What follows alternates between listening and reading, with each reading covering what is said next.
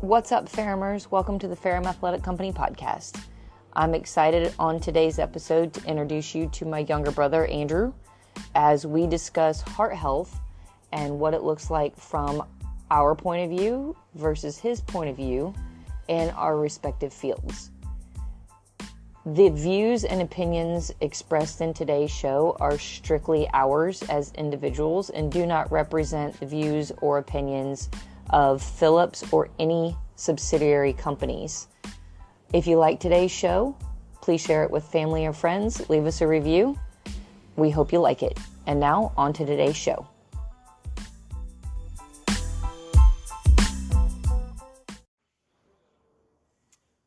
What's up, Faramers? Welcome to episode number 10 of the Faram Athletic Company podcast. My guest today is my younger brother. Hey. Andrew Werner. And we are currently on vacation over in Destin, hanging out for the week. And I'm pretty excited about this conversation because, I don't know, when you grow up, you always think your sibling is a total moron.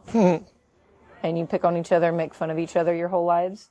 And then you grow up and realize that your sibling is really good at what they do and they're really smart. So let's talk about your background and your story before we get into what I really want to dive into. So you went to college at the University of Southern Indiana, and your bachelor's degree is in, remind me? Health services. Health services, that's correct. Yeah, basically the business end of the health field.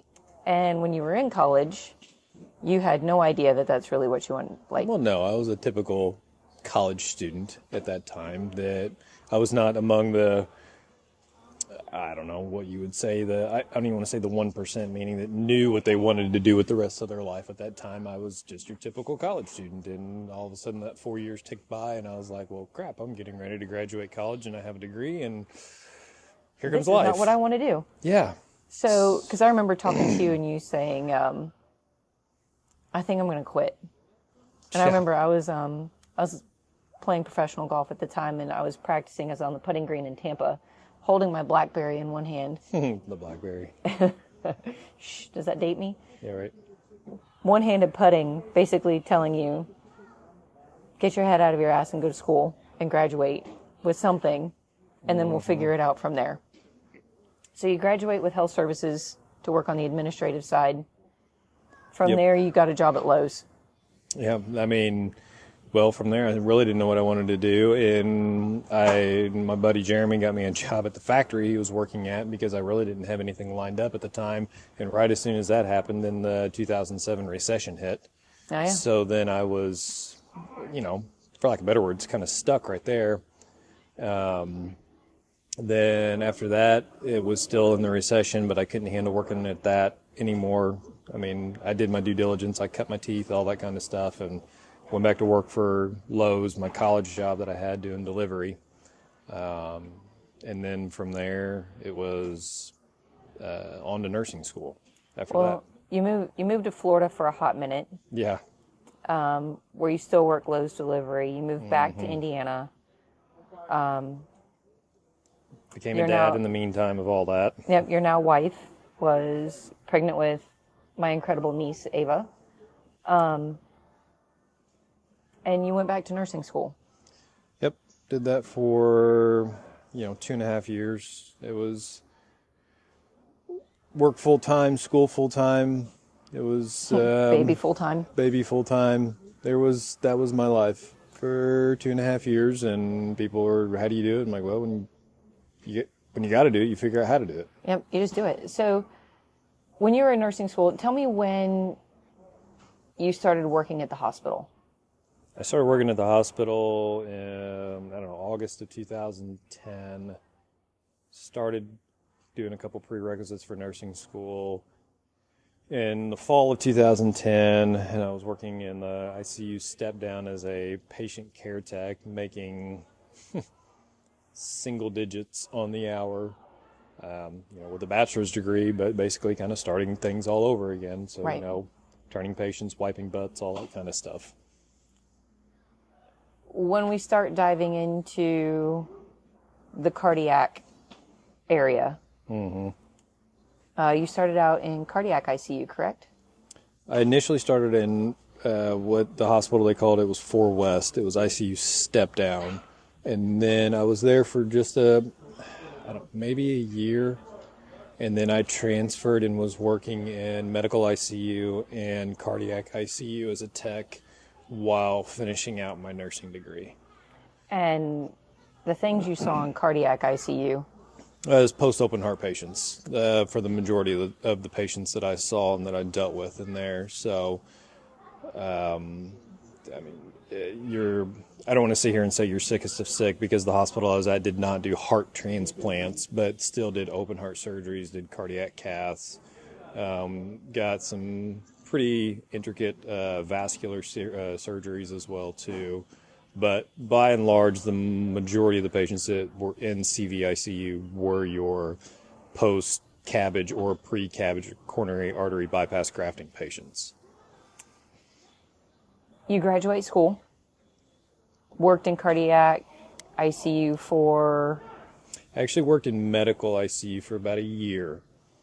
They had wanted me to work in medical ICU, so basically you're getting anything and everything. You're getting your diabetic ketoacidosis patients, just anything that you can think of, your post-cardiac cath patients, head trauma, potentially if they didn't have room in the surgical trauma unit.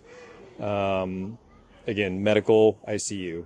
It's pretty much a broad gamut of anything that you could get, but the patient was obviously critically ill and needed to be in a higher level of care. So how did you end up in cardiac cath? I just was ready to make a move. I'd had enough of the medical ICU. You got all your train wreck patients, don't get me wrong. But with today's medical, what's going on in the hospitals and everything, it's just every little bit that they take away from one role, they just are like, well, let's put it back on the nursing and we'll make the nurses do it kind of situation. So as you can tell, as you've already noticed, my background is nursing. I'm not a physician or anything along those lines. But I was like, all right, my true love has always still been cardiac. I still enjoy cardiac very much so. And what better way to get truly hands-on with cardiac than going to the cardiac cath lab? So there's a position open at the hospital that I worked at, and then I was able to, thankfully enough, have a good conversation with the director there and make the transfer from medical ICU into the cardiac cath lab. So let's just explain what cardiac cath, getting a cardiac cath is. Your super healthy people are not coming into cardiac cath for like a yearly checkup. Explain what cardiac cath is. No, you're referred to the cardiac cath lab pretty much as one of my physicians that I worked with that I respect extremely. They called it the table of truth. You're sent to there usually. Say you reported to the hospital and you had chest pain, and they do a blood draw on you, and you have a cardiac marker that shows that it might be a little bit elevated, that only comes from your heart muscle whenever there is maybe some damage to your heart muscle. If that's elevated a little bit, then they may say, all right, we're going to send you down to the cath lab and we're going to take a look at your coronary arteries and make sure you don't have a problem there. If you're more of an outpatient kind of thing, maybe it's that you've had these ongoing symptoms of some sort, that whether you have some chest pain or chest tightness or something while you're at activity, it goes away. You get back up, you do the same activity. Sorry about that. Neighbors are a little feisty around here. Yeah, getting a good game of bags going on. The classic chest pain, angina, chest pain symptoms is what will typically get you to a stress test and then potentially to the cardiac cath lab. And when you do the cath procedure, you go in through the femoral artery, correct? Well, that was always the gold standard for years and years. It was always the femoral artery was where you went in at. Patient be on the table, they numb up the groin area with some subcutaneous injection of lidocaine, and then take a needle, poke into the femoral artery, and then a sheath or a large IV for lack of better terms, is inserted there, and then that's where you run your catheters in and out of. Now, as things move along, they have found that going through the right radial artery is, typically a better approach because the bleeding risk is substantially lower to go through the right radial artery. So a lot of the new fellows that are coming out of training have all been primarily trained to come in and do everything from your right radial artery and run catheters from that point of insertion to your heart to take a look at the coronary arteries of your heart. Now, some of the procedures that you do, let's talk about stents, you guys remove blockages. Let's go in depth because you've sent me some pretty cool videos that, I'm not going to lie, I'm looking at it going, how in the world do you guys do your job in something that small and that delicate without causing problems? Well, don't get me wrong. I mean, with any medical procedure, there's always going to be risks. Thankfully enough, there is a lot of things that can be done that, for lack of better words, that you can still kind of get away with, if you will. It's the human body is slightly forgiving, but you still have to respect what you're working in. So your heart has basically two main quote-unquote takeoffs for your coronary arteries. You have your right coronary artery, and then you also have your left main, which then branches into your left anterior descending artery, and then your circumflex artery, to which those two main vessels give rise to other branch vessels as well, too. When you do an EKG on a patient and they're having a heart attack and one of those arteries are occluded, then that's what is represented on an EKG. You have different electrical disturbances that happen that represent where that blockage might be at. So in the instance of, say, a patient is having what they call an acute MI, or as we would, the layman's terms of heart attack, one of those main branches has been occluded, whether it be by a clot, most often by a clot, but it could be from the patient had a lesion in their artery, became unstable, and again, for lack of better words, I don't mean to sound graphic here, but those lesions kind of almost like erupt, or sounds graphic, but kind of pops like a zit, if you will, and it spills its contents into the artery. The platelets and everything start getting mad, they get angry, and they start to form a clot. And whenever that happens, that's whenever that artery becomes completely occluded. From there, then, hopefully the patient is able to get some aspirin on board, gets to the hospital, do the EKG. Yes, you're having an acute MI, you need to go to the cardiac cath lab. Then you run these catheters up there, and you inject contrast, and you take a live x-ray during that. And whenever you do that, you take multiple different views, because the x-ray is only a two-dimensional view of a three-dimensional object. So you take multiple different views to try and appreciate what you're seeing, or what is missing, or what's there. From that point, then, you may switch out for a different catheter that's a little bit heavier catheter, and you run a wire that is 14 1/1000ths of an inch, so basically about like your hair, down the patient's artery, hopefully through that blockage, and then you take balloons and stents that are mounted on that wire, inflate the balloon, hopefully blood flow restores, and then the stent that you put in is mounted on a balloon. Go in, you inflate that balloon with the stent on it where the lesion was at, thereby smashing that plaque and such in place and restoring blood flow to that vessel. So if a catheter is the size of a hair. No, the wire. I'm sorry, the wire is the size of a hair. How big's a balloon? We're not talking about like a birthday balloon. No. I mean, your coronary arteries, you're talking anywhere from the smallest balloons on the market that you might use as a 1.2 millimeter balloon, all the way up to a 5 millimeter balloon for your coronary arteries. There are situations where patients do have larger than 5 millimeter coronary arteries, but those are some very unique circumstances. Typically, the majority of everyone that's walking around here is going to have coronary arteries that would be anywhere from a millimeter to 5 millimeters. And talking about this equipment, so let's fast forward to today.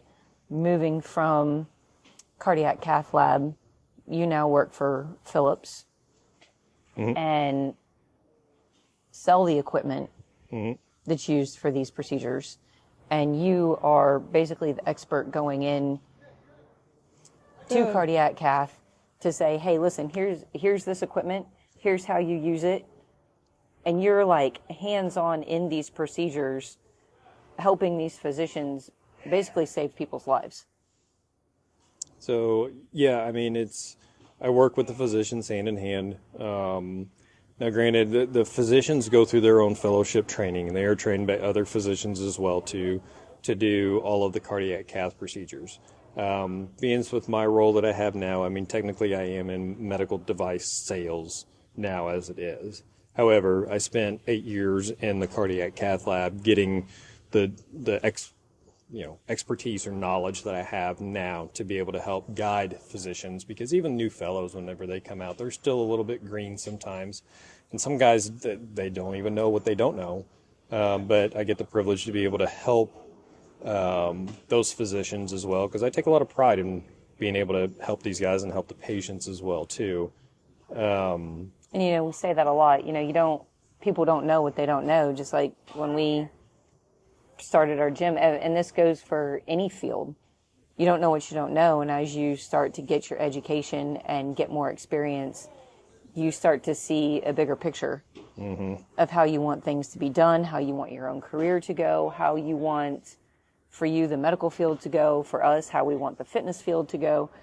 And we help to broaden the horizons of, basically open the minds of other people, like, hey, think about it this way. Right. So you have people that come in that you're working with saying, hey, we're going to take this equipment, we're going to use it like this. Check this out. Nope, you can't go that way, go this way instead. Yep. And it's a continuous educational process that basically helps make everyone within our respective fields better. Oh, absolutely. And that's what, I mean, there's a fine line there as well, too, with, working with physicians and such like that. There's a level of trust that has to be built there. Those physicians have to know that you're there to be there for the patient and for the betterment of their case to make that thing go well. Not that you're just there to try and sell a piece of equipment or something like that. They want to know that you're invested in them, and then you're invested in the case, and you're invested in the patient. So once you're able to develop that level of trust, then that's whenever things typically tend to grow exponentially for you as well, too. Well, and speaking of heart things, I think part of what's made you so invested in cardiac is the fact that you have a right branch bundle block incomplete. Yeah, I had a incomplete right branch or bundle branch block, which really, according to my primary care physician, was like basically the only time that you may have to worry about that is if you go scuba diving. I also, back whenever I was working in the cath lab, and I was working out, and this has nothing to do with working out, so don't take it to that, but working out all the time, on call, all that kind of stuff, drinking lots and lots of caffeine and such like that, I was having spells of SVT, supraventricular tachycardia. So I would all of a sudden, just out of nowhere, just boom, all of a sudden I'd feel my heart just pounding out of my chest. I mean, just 150 beats a minute, if not more, probably 180. And the only thing you can do on something like that is just wait for it to break. You go to the hospital, or you do vagal maneuvers like bear down, like you're trying to, take a crap or something like that. Hold your breath, bear down, and it'll break. And that's thankfully enough what I was able to do. Since then, I've been able to know what to do and not to do. But yes, I don't know why from the early on, the get-go, cardiac intrigued me, but it did. And that's what I was always drawn to, was cardiac.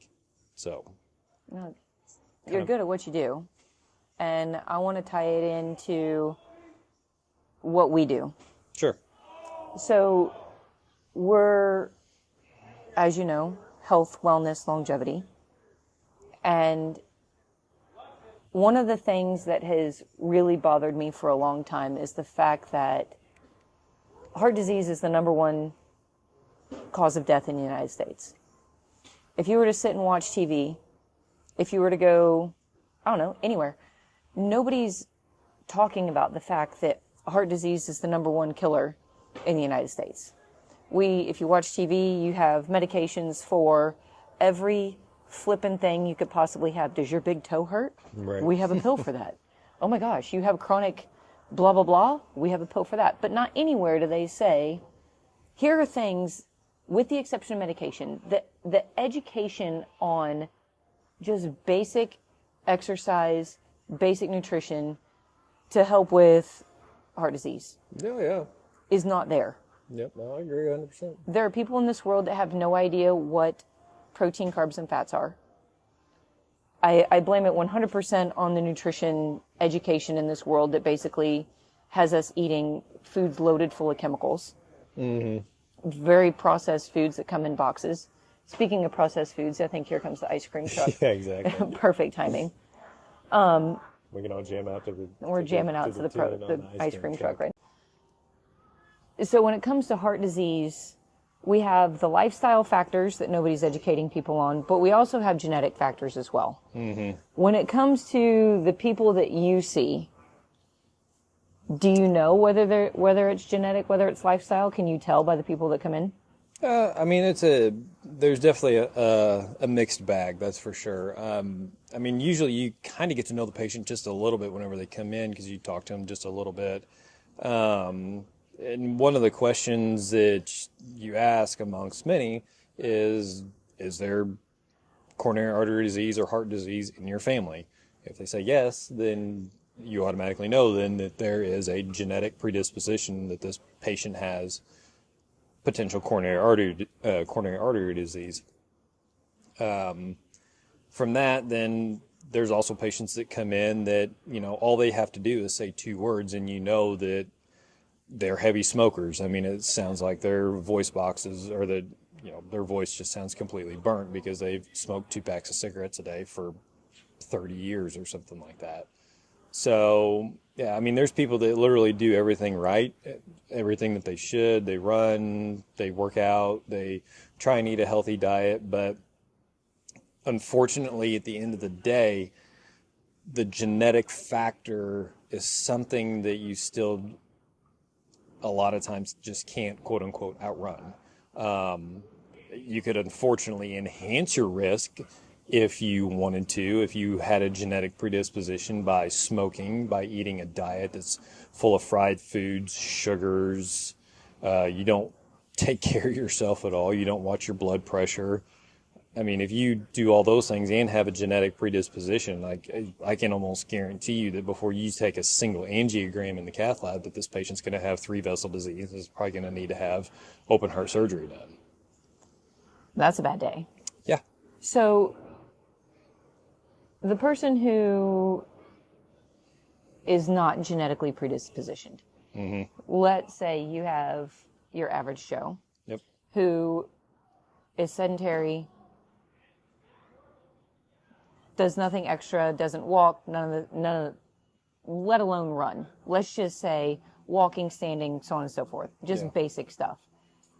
Eats like crap, consumes alcohol, sodas, low protein diet, high processed carbohydrates, so on and so forth. If that person comes into you, has all of the procedures done, is there a chance that that person comes back to you? Have you seen something like that happen where, let's say, average Joe comes in, super unhealthy dude, doctor says, hey, listen, your case can be fixed with diet and exercise. Go take care of yourself. How many times have you seen average Joe come back? Have you seen recurring patients? Oh, yeah, I've absolutely seen recurring patients because, it's always recommended that, take care of yourself. Eat healthy, quit eating the crap. You need to exercise more. You need to lose weight, all those things. All the cardiologists that I ever work with are always telling patients that. But even these patients that say they come in, they have a coronary angiogram or cardiac cath done, and everything looks clean, quote unquote. So all the big arteries of the heart that could have a balloon and a stent to take care of a reperfusion of that artery to relieve symptoms, say those big arteries are all clean. forgive me, I forget what the percentage is off the top of my head. I used to have it memorized, and I just don't anymore. The circulation of the heart itself, of the myocardium, it is an extremely large percentage that the teeny tiny vessels, so not quite capillaries, a little bit larger than capillaries, all the way down to capillaries, actually make up the majority of the circulation of blood flow to the myocardium itself. So where I'm going with this is that there are patients that they may say, you know what, your large arteries are fine, but your teeny tiny arteries might be the problem. And there's really no fix for those teeny tiny arteries that get tore up due to a poor diet, due to genetic predisposition, due to smoking, due to all these things that the majority of which could hopefully be corrected. Well, I don't even want to go as far as to say corrected. Improved by just cleaning up their diet. Because the thing is sorry, I feel like I'm kind of just like getting on the slippery slope here, but it's coronary artery disease. Once it starts, especially in the macro circulation, the large vessels of the heart that stents can be put in, it's a chronic disease. Right. Once it starts, there's really no true stop to it. It's something that you have for the rest of your life. The best thing that you can do is to take care of yourself to try and keep more plaques and lesions from forming in your large vessels. But there's probably a good chance that if you have disease in your large arteries, that you also have disease in the teeny tiny arteries. And those are the areas there that if you have problems, that the only thing you can do is diet and medication and exercise to hopefully help improve those teeny tiny arteries. When I think a lot of what people are not aware of is that the start of heart disease happens in your 20s and 30s. Like, you actually start that process, especially if you're sedentary with a super horrible diet, starts in your 20s and 30s. Like, this is not an old person problem. This is not something, yeah, granted, elderly people are showing up, but this is not just a 65 and older problem. The seeds are planted, yes, kind of sort of in the earlier years of your life. And you know, we're so arrogant in our 20s and 30s, thinking that nothing like this will ever happen to us. I'm bulletproof. And then you start creeping into your 40s, and then you crawl into your 50s, and it's like it just gradually gets worse and worse. And for those people that have the sedentary lifestyle, the horrible nutrition, the high alcohol consumption, the high soda consumption, the low hydration, so on and so forth, it happens far sooner than the people who are aware of it for a longer period of time. Well, and we, thankfully enough, when we have our youth, we have a lot of things on our sides in our youth, in our 20s and such like that, that while we're not fully mentally matured and we're out destroying ourselves, not realizing it, at least some of us, arrogant Americans are, thankfully enough, we still have a lot of cardioprotective hormones and stuff like that we're able to kind of get by with doing some stupid things, and it's not necessarily going to be at a large detriment to us later. Now, that's not saying that I'm saying go out and do heroin and cocaine or something stupid like that. But, however, if those habits literally become daily habits and they continue day in, day out into your 30s, into your 40s, the oxidative stress that comes along with those said habits is what then begins to compound and causes you problems as time goes on. Yeah, because we're not talking about having cake on your birthday or some French fries off of your significant other's plate every now and then. We're talking about things that you do day in and day out on a regular basis that lead to obesity, yep, so on and so forth. Yep. When we talk about the heart, we can also go in the opposite direction. So here's a question for you. There is such a thing as the runner's heart. Mm-hmm. the athlete's heart, so on and so forth. So, for example, the heart is a muscle. It changes in size. It can grow. It can grow in thickness. It can grow in size. People who are, let's take long distance runners.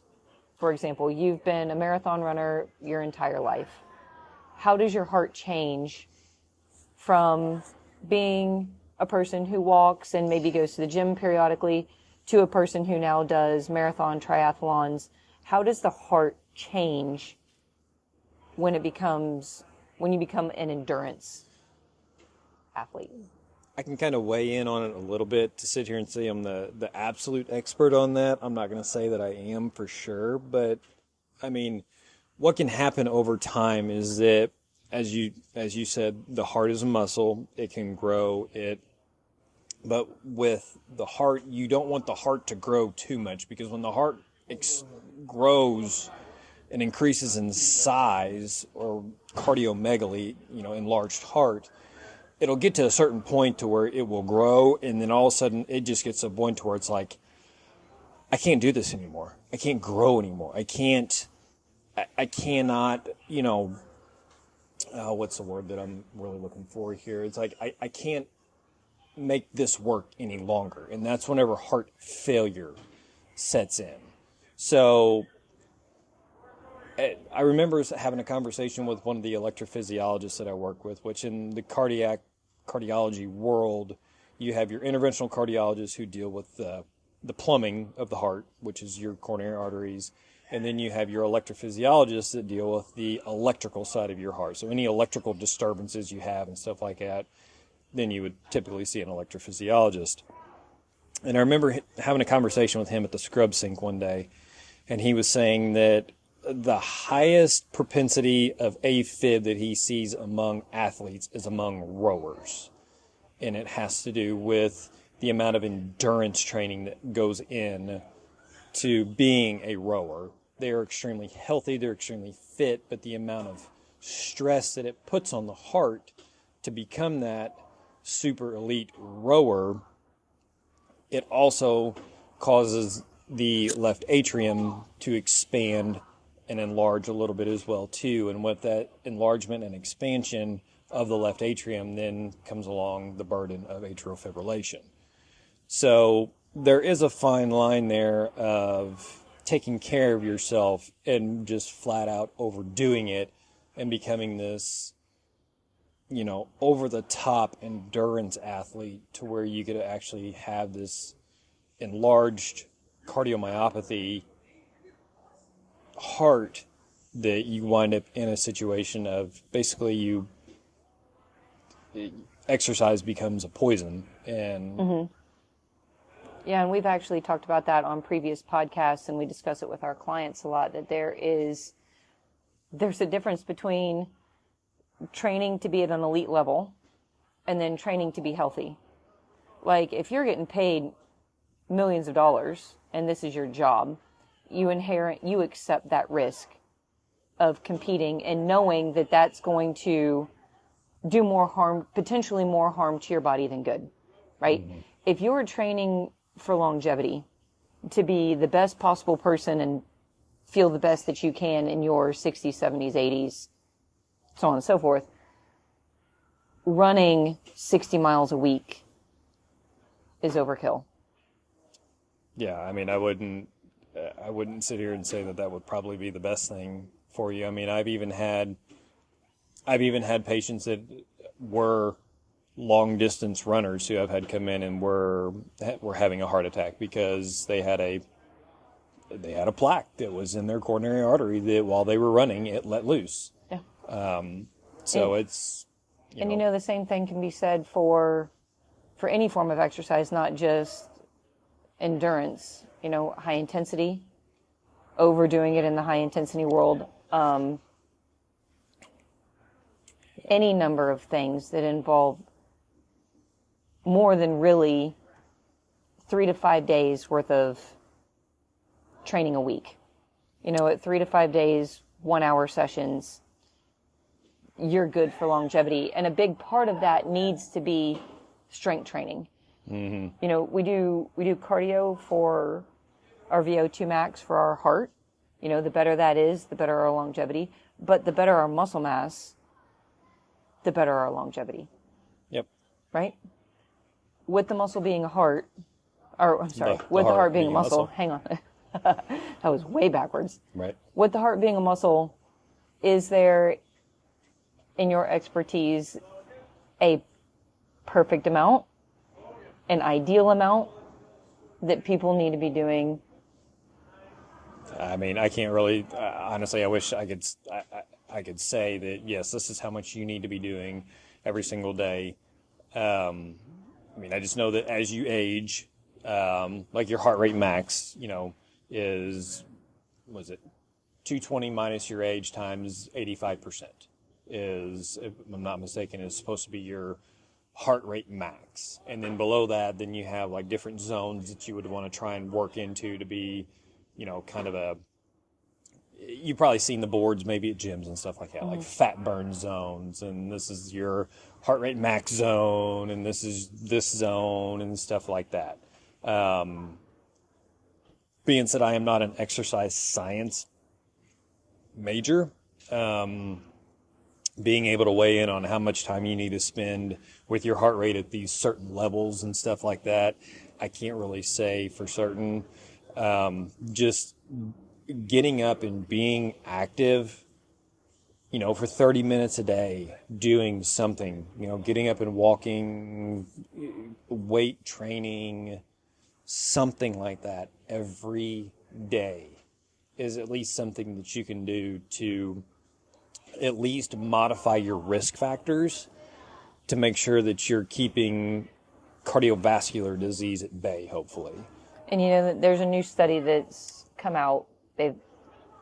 If you pay attention to studies, you have to pay attention to the number of people in the study, the health of the individual studied, the number of people. There's a big thing, a big range of things that you should take into account when looking at studies, right? You shouldn't just take them as they are.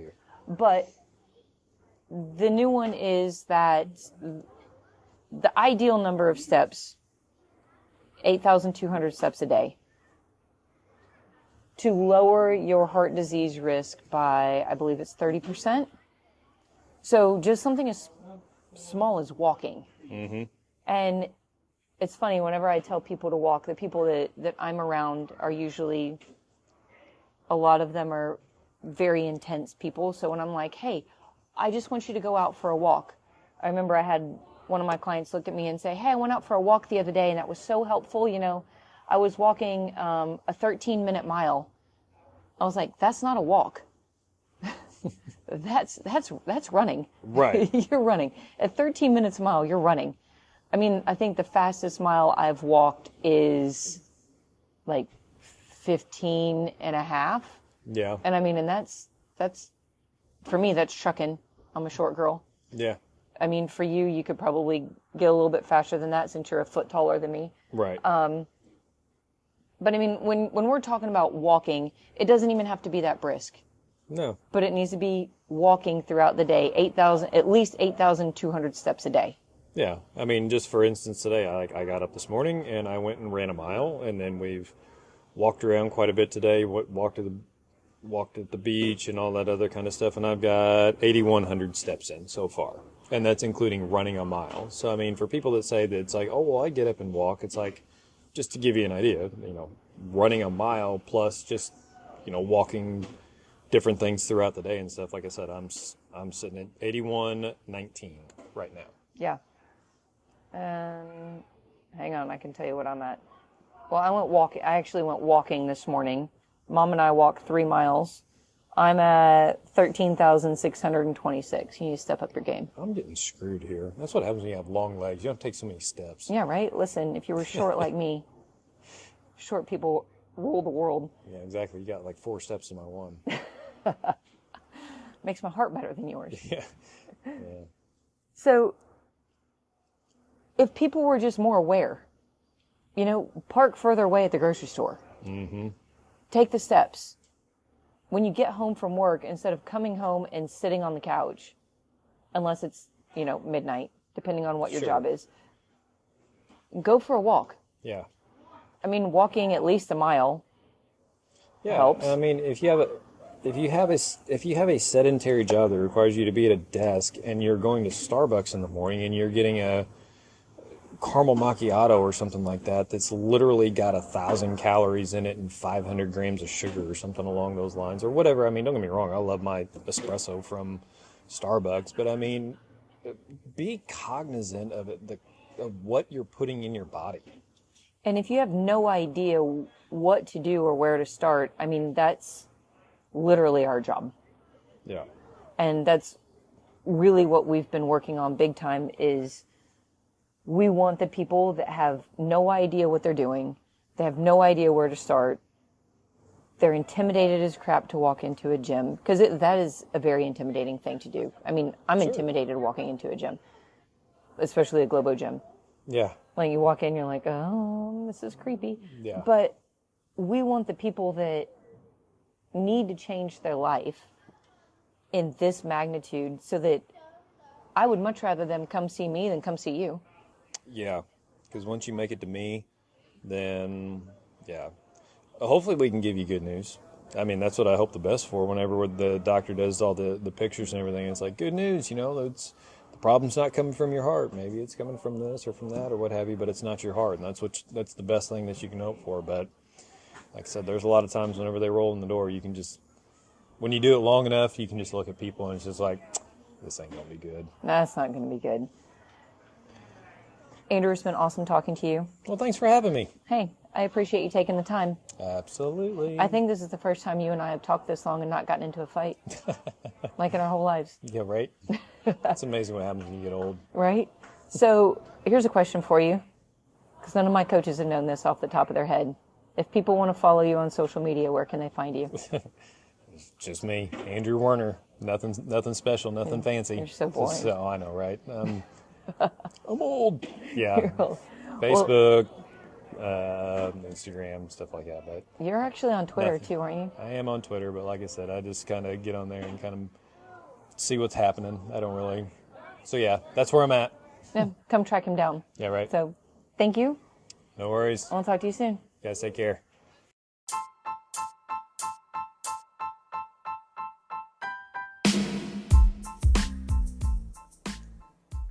Thank you for listening to this episode of the Ferrum Athletic Company podcast.